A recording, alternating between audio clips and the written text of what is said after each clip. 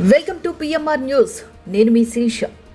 అంబేద్కర్ చిత్రపటానికి అవమానం, ప్రభుత్వ ఉద్యోగులు అందుబాటులో లేకపోవడం అనుమానం. అనకాపల్లి జిల్లా నాతవరం మండలంలోని గాంధీనగరంలో పంచాయతీలో సిబ్బంది ఎవరూ అందుబాటులో లేరు మరియు కార్యాలయం మొత్తం కూడా అపరిశుభ్రంగా ఉంది.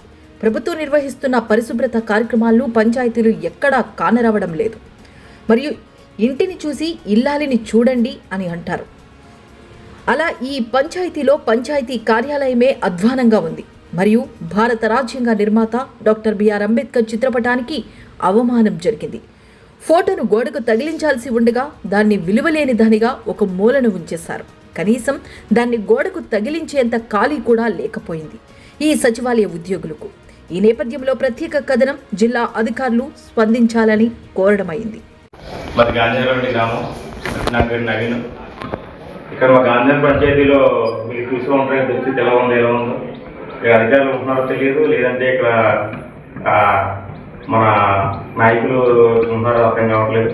ఇక్కడ గోడకున్న గాంధీ గోడకే ఉంది, కానీ ఇక్కడ అంబేద్కర్ కూడా అనేది ఎలా పడిపోయారు అంటే ఇక్కడ అంబేద్కర్కి కనీస గౌరవం కూడా మన పంచాయతీలో కల్పించలేకపోతున్నారంటే ఎంత ప్రదర్శనలు జరుగుతుందో లేదో అర్థం కావట్లేదు.